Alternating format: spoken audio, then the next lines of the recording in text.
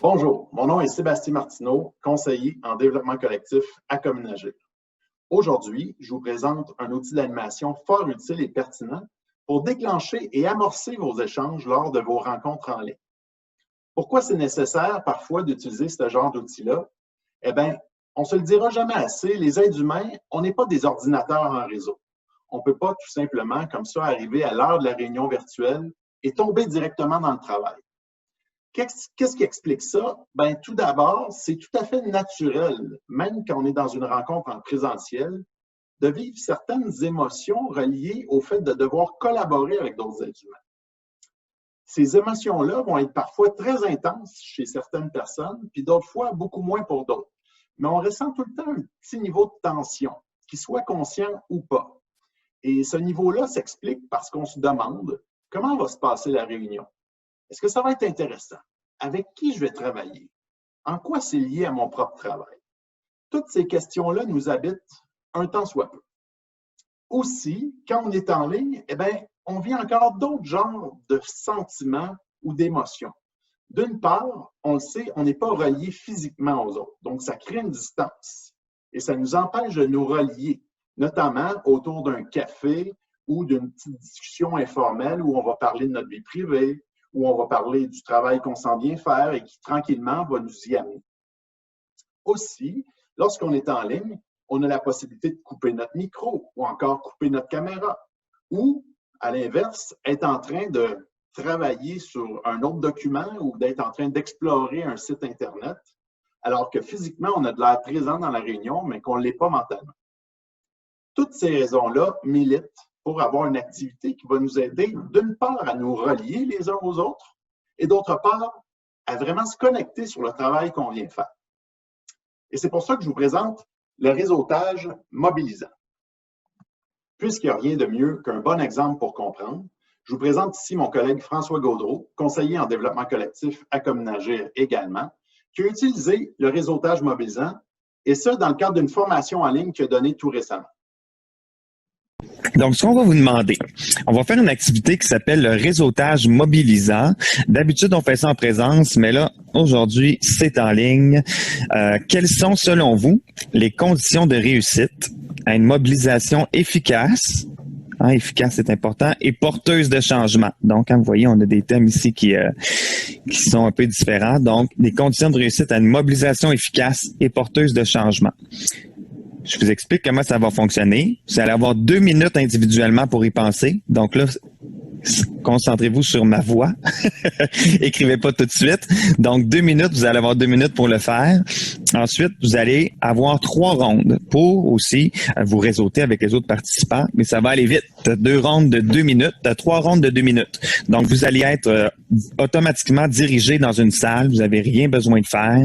Vous allez diriger avec 2 participants, là, ça se peut que si le chiffre est impair, là, que vous vous retrouviez avec 3, là, mais normalement, vous allez avec 2 participants. Donc, on vous amène à vous présenter rapidement. Vous allez avoir 2 minutes pour dire « Je me présente François, puis selon moi, les conditions de réussite que j'ai notées, c'est celle-là. » Vous échangez. Ensuite, automatiquement, vous allez revenir à la salle, puis je vais vous rediriger vers un autre groupe. Fait qu'on va faire ça 3 fois. Fait que vous allez rencontrer 3 personnes. Donc, le but, c'est de réseauter, mais quand on fait des activités de réseautage ou ce qu'on appelle des brise-glaces, en tout cas, nous, à Communagir, notre approche, c'est pas juste de s'amuser pour s'amuser. On trouve ça important que le réseautage ou le brise-glace ou l'introduction soit toujours en lien avec la rencontre. Donc, en lien avec les résultats, en lien avec une intention, pour bien installer les gens dans la rencontre et non pas juste là, pour se connaître. Donc, on va faire une pierre deux coups dans ce temps-là. Et notez que comment ça fonctionne avec Zoom, c'est quand il reste 1 minute à votre atelier, vous allez recevoir cette espèce de fenêtre ici qui dit votre séance prendra fin dans 60 secondes. Là, c'est 36, mais ça va être 60 secondes. Si vous cliquez sur quitter la salle de discussion, vous allez automatiquement revenir, ce qu'on ne souhaite pas, parce que vu que ça dure 2 minutes, ça veut dire que vous allez être juste 1 minute. Vous constatez que c'est pas l'idéal. Donc, ça fait juste vous annoncer qu'il reste 1 minute. Donc, ignorez ce message-là. Vous pouvez cliquer sur le X en haut. Puis, dans certains ateliers, si vous jugez que là, ça fait 8 minutes que vous parlez puis que vous voulez revenir à la salle, vous pourrez toujours quitter la discussion. Donc, vous allez être dirigé automatiquement vers des salles. Vous allez avoir une notification. Vous allez revenir automatiquement. Des fois, c'est un peu frustrant parce qu'on est en train de jaser puis paf, on se fait exclure. Mais c'est les joies des rencontres virtuelles. Donc, 2 minutes pour être efficace. C'est parti. Je vous laisse 2 minutes pour réfléchir individuellement sur des conditions de succès à la mobilisation efficace et porteuse de changement. Puis, je vous dirige dans les salles après cela. Alors, on le voit bien, François a bien pris le temps de présenter l'activité, le but de l'activité, les étapes, mais aussi tous les aspects reliés à la plateforme et aux aspects techniques afin de rassurer les gens. Il ne faut jamais oublier que le temps qu'on doit prendre pour former des sous-groupes dans une activité comme celle-là est à considérer. Par contre, si vous avez une personne qui peut faire le soutien technique et qui forme les sous-groupes pendant que vous êtes en train d'expliquer, vous sauvez déjà un peu de temps. Mais de manière générale, les groupes se forment assez rapidement.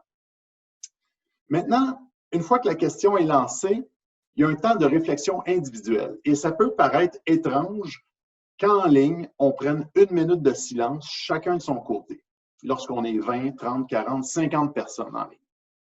Mais il faut se dire que si on veut arriver à des bonnes solutions ou à des bonnes décisions, qu'on soit en ligne ou en présence, parfois, il faut prendre un peu de temps de réflexion. Et lorsqu'on est toujours dans l'interaction, dans la discussion, on n'a pas tout le temps cette capacité et ce recul. Donc, ponctuellement, ça peut être intéressant de prendre du temps de réflexion individuelle. Pour ce qui est de l'activité, comme l'a dit François, on part pour une première ronde, mais on vous propose 4 minutes au lieu de 2, tel qu'il l'a indiqué, parce qu'à la lueur de notre expérience, lorsqu'on est en ligne et qu'on n'a pas eu le temps d'avoir des échanges informels avant la rencontre, les gens ont besoin de cet espace-là pour le faire lorsqu'ils se retrouvent dans le réseautage mobilisant. Donc, prendre un peu de temps pour discuter, se présenter avant d'aborder la question, c'est nécessaire et ça prend un peu de temps. Ensuite de ça, vous ramenez les gens dans la grande salle, vous reformez des sous-groupes et vous les envoyez pour une deuxième ronde avec une deuxième personne. Au bout de 4 minutes, vous les ramenez dans la grande salle, vous reformez des sous-groupes et vous les renvoyez pour une troisième ronde.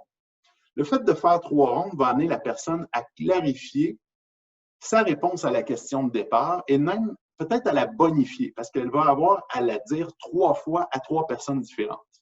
Aussi, le fait d'écouter 3 personnes différentes va peut-être lui faire prendre conscience que les gens ne viennent pas tous pour les mêmes raisons ou n'ont pas toutes les mêmes réponses aux questions de départ et aussi va peut-être l'amener à bonifier sa propre réponse. Ensuite, qu'est-ce qu'on fait? On ramène tout le monde en grand groupe pour être capable de faire un retour sur l'exercice. Pour le retour, vous pouvez demander aux gens, par exemple, lorsqu'on est plusieurs personnes, d'utiliser le clavardage pour noter quelques mots-clés ou des éléments de réponse à la question. Ou encore, lorsque vous avez une plateforme virtuelle qui le permet, partagez un tableau blanc et utilisez les outils d'annotation qui permettront aux gens de venir écrire leurs réponses afin qu'elles soient visibles par tout le monde. Eh bien voilà, c'était le réseautage mobilisant. On souhaite que cette activité puisse vous aider dans vos propres réunions en ligne. Merci.